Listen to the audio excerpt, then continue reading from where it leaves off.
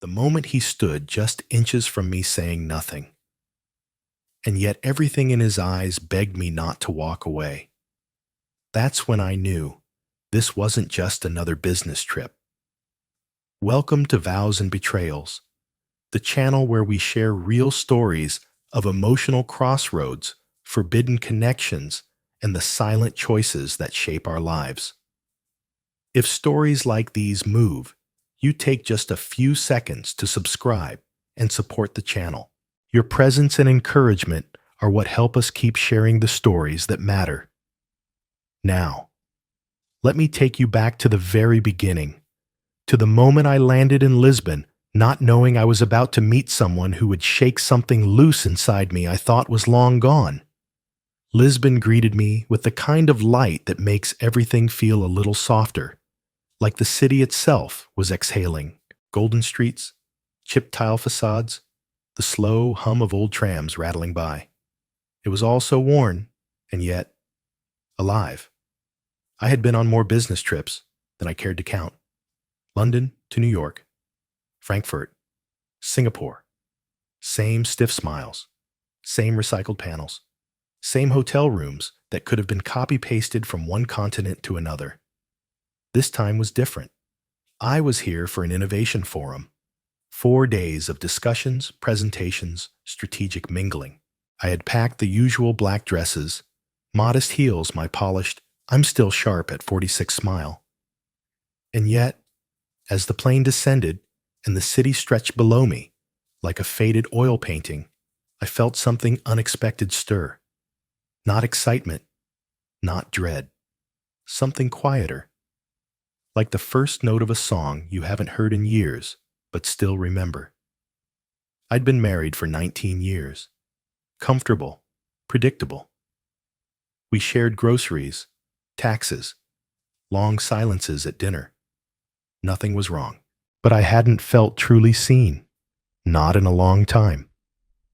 So when I stepped into the faded grandeur of the old hotel overlooking the Tagus River, something inside me shifted. I couldn't name it then, but I knew I had arrived somewhere, and not just on a map. There was something in the Lisbon air, salty, sun-warmed, ancient, that made me feel like I might find something here.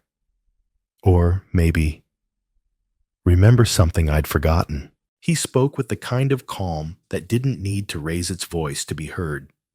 Malik, 49, from Tunisia, stood at the front of the conference room presenting a case study on sustainable startups in North Africa. I wasn't expecting to be interested, but then I found myself watching not just what he said, but how he said it. No buzzwords, no ego, just substance and presence. He wore a simple navy shirt sleeves rolled up, no tie. His French-accented English had a softness to it, like a breeze brushing past glass. His eyes didn't dart around like the others. They settled, deliberately. And when they landed on you, it felt like you were the only one in the room worth listening to. After his talk, we ended up near the same coffee station, waiting for bitter hotel brew to drip slowly into paper cups. I smiled politely. So did he. And for a moment, neither of us said anything. Not out of awkwardness, just quiet curiosity. "You're not from Lisbon, are you?" he asked gently. I shook my head. "London. You Tunis," he said. "But these days, mostly airports." We talked about flights, missed connections, bad hotel lighting. It wasn't deep, but I found myself wanting the conversation to stretch. Something about his stillness made me feel less rushed. A colleague waved him over, and the moment ended as naturally as it began.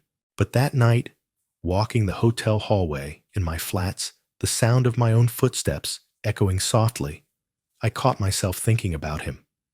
Not what he'd said, but how I'd felt, standing in his quiet orbit. Sometimes you don't fall all at once. You drift quietly towards someone, until one day you realize you're already standing too close to turn away. The next afternoon, I joined a guided tour arranged by the Forum, a stroll through the Alfama district, Lisbon's oldest quarter. Cobblestone alleys, clothes lines strung between windows, the kind of beauty that doesn't try too hard. We were a dozen strangers, politely listening to a guide explain the age of each stone wall, the legends of fado singers long gone. I lagged behind, letting the group pull ahead. That's when I saw him again, Malik, standing near a narrow stairwell, looking up at a faded blue balcony. I almost didn't say anything, but he noticed me first. Still walking alone, he asked not unkindly. Trying to, I smiled. You. He gestured to his notebook. I gave up listening after the third Moorish reference. We laughed, a little longer than we needed to, and then we fell into step. No agenda, no forced dialogue, just movement side by side. He told me about his grandmother, who lived through 4 governments in Tunisia, and still made the best bread he'd ever tasted. I told him about rainy Sundays in East Sussex and how the sea always made me feel like I was both home and lost at once. He asked about my work. I gave him the polished version. He looked at me and said, "And the real version?" I paused. "The real version is, I do it well, but I'm not sure it's me anymore." He didn't reply, just nodded, like he understood, without needing to fill the silence. That's when I realized I wasn't drifting anymore. I was looking for him now, not just noticing, wanting. That evening, there was a rooftop mixer at the hotel, local wine, soft jazz, a breeze that carried the scent of sea salt and citrus. I had planned to show my face, make small talk, and leave. Maybe call home. Say goodnight to a life that was waiting politely on the other end of the phone line. But then I saw Malik. He was standing at the edge of the terrace alone, his hands resting lightly on the railing, looking out over the dark water, like it was speaking to him. I walked over without thinking. "Did you escape the history talk too?" I said. He smiled. Eventually. And just like that, we were talking again. Softly, like the city around us might overhear. The lights of Lisbon flickered below. Boats bobbed in the harbor like tiny thoughts drifting. At some point, I stopped pretending this was networking. The air between us felt heavier now. Not uncomfortable, but charged. He asked if I wanted to walk. I said yes. We slipped away without goodbyes. Down the old stone steps, through quiet side streets, lined with closed cafes and sleeping windows. Our footsteps echoed lightly, filling the spaces between our words. The conversation drifted. Books, languages, the strange comfort of unfamiliar cities. Then there was quiet. Not silence, not absence, just quiet. The kind that hums just beneath the surface. His hand brushed mine once. Neither of us pulled away. We passed a tiled fountain and stopped. He looked at me like he wanted to ask something. I looked back like I might answer before he said it. But no one spoke. And that was louder than words. I didn't know what this was yet, but I knew it wasn't nothing. Have you ever walked beside someone and felt everything, even when nothing was said? If you're still here with us in this story, leave a single in the comments so we know you're listening, just like Evelyn was that night. Back at the hotel, the elevator ride was quiet. Too quiet. We stood at opposite ends, but the silence wasn't empty. It vibrated. It pulsed. I could feel his presence not just beside me, but around me, like gravity. When the doors opened, I hesitated. He didn't ask. He didn't push. He just waited. "I'm on this floor," I said softly. "I'll walk you," he replied. I nodded. We stepped out. The hallway was dim, hushed. I fumbled for my key card. The moment stretched. I opened the door halfway, but didn't step in. "Do you want to come in?" I asked. He didn't move. Not right away.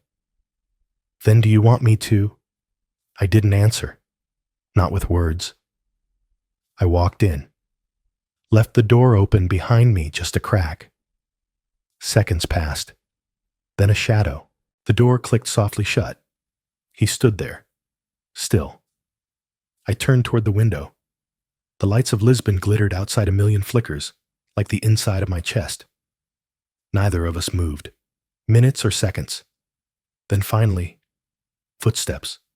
Slow. Careful. Intentional. He crossed the room like he was afraid of waking something fragile. "Claire," he said. My name, but not just my name. Like he'd been waiting to say it right. I closed my eyes. "We're not doing anything," I whispered. "I know," he said, "but I wanted to be near you. That's what undid me." I turned. We were just inches apart now. My breath caught. His did too. I reached out, just his wrist, just that. It felt like lightning, a jolt through both of us. His hand twitched, then brushed my side, barely. Still no kiss, no step further. Just presence, heat, breath. His forehead leaned in, not touching mine. Close enough to feel it hum. "I shouldn't be here," he whispered. "I know, but I don't want to leave."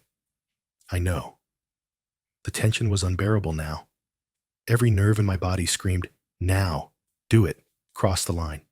And yet I didn't. He didn't. And then the phone rang. Shrill, sudden, a slap of sound. We both jumped.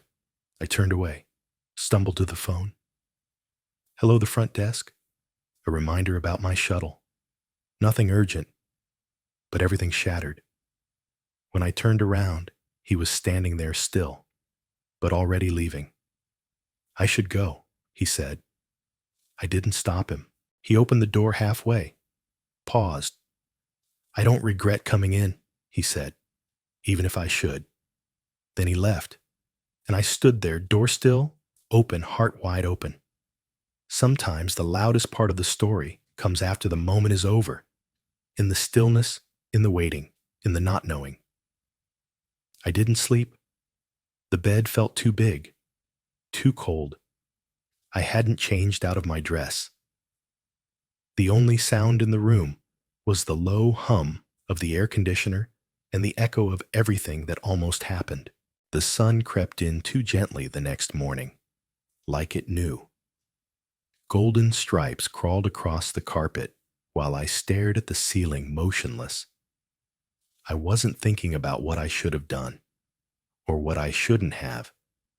I was thinking about what was, the weight of it, the restraint, the closeness that still lingered in the air, like perfume on borrowed fabric. I got dressed slowly, pressed my dress, added more care than the occasion called for. Not because I wanted to look good, but because I didn't want to look shaken. The final session was starting late. I walked into the conference hall and scanned the crowd. Too quickly, too obviously. And there he was, by the window, talking to one of the event organizers. He looked calm, engaged. His body angled away from me, his smile soft, not mine. That hit harder than it should have. I stood there pretending to check my schedule, but I wasn't reading a word. Then, as if drawn by some quiet thread, he turned. Saw me. He held my gaze just a second too long, then walked over. "Hi," I said. Too soft. "Hey," he replied. No hug, no touch. Just two people pretending this was nothing. Pretending they were still who they had been yesterday. Then he leaned in. "Can we talk?" he asked low. Somewhere quieter, I nodded, and followed him out of the room, heart already sprinting ahead of my feet. He led me down a side corridor, near the elevators, quiet, almost too quiet, the hum of distant voices, disappeared the moment the door shut behind us. We stood for a moment facing each other, not close, but not far enough. "I didn't sleep," he said. "Me neither," I replied. There was no awkwardness now, just a strange kind of weight, like something unspoken, had filled the space before we even entered it. He stepped a little closer. "I wanted to," he said. "Last night. Every part of me wanted to." I swallowed hard. "I know. I still do." His hand brushed mine barely. But this time, it wasn't accidental. I looked up. "If we do this," I said, my voice unsteady, "there's no going back." He didn't flinch.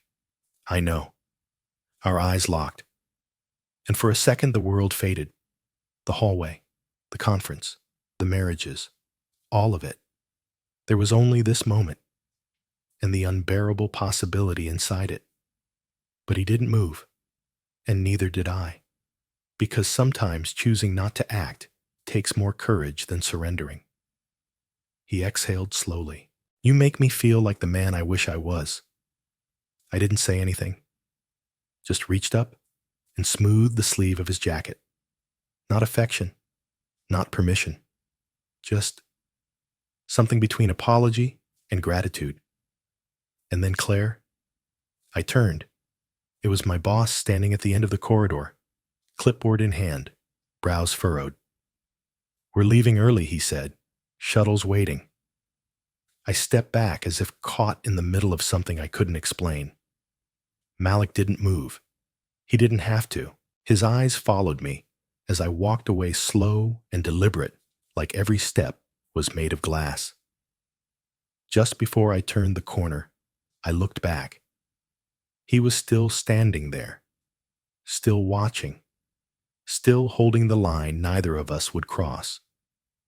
The shuttle pulled away from the hotel, and Lisbon disappeared behind me, like closing the last page of a novel you weren't ready to finish. I didn't see Malik again. No goodbye. No final look. But something had already been said in silence. What stayed with me wasn't romance. It wasn't even regret. It was clarity. That one night reminded me we are all still capable of feeling deeply, even when life tells us to settle, to behave, to forget. Even in our 40s, our 60s, our 70s. We don't stop longing just because we've lived long. We don't stop wondering what if just because we said I do decades ago. But here's the lesson I carry with me. You don't have to act on every feeling to honor it. You can feel drawn to someone and still choose not to step forward. You can want and still walk away. And sometimes that quiet walking away is the loudest act of love you'll ever give. If you're over 65, maybe you've also felt it. That deep stir inside, unexpected, inconvenient, but undeniable. It might not be a stranger in Lisbon. It might be an old friend, calling after 40 years. Or a song that brings back someone you lost. Or the moment you catch yourself smiling at a memory you thought had faded. You don't need to run from it. You don't need to fear it. You only need to listen. Let those moments remind you you are still alive inside, still capable of connection, still allowed to feel. Maybe tonight, write down one memory you've never told anyone. Call someone you once knew but drifted from. Or simply sit with yourself and forgive that younger version of you who wanted more. Have you ever felt something powerful and chose not to act on it out of love, wisdom, or respect? Leave us still here in the comments if you know that kind of courage. Or just leave a dot so we know you're listening. And if stories like this speak to you, subscribe to Vows and Betrayals. We don't just tell stories. We remember the ones that shaped us.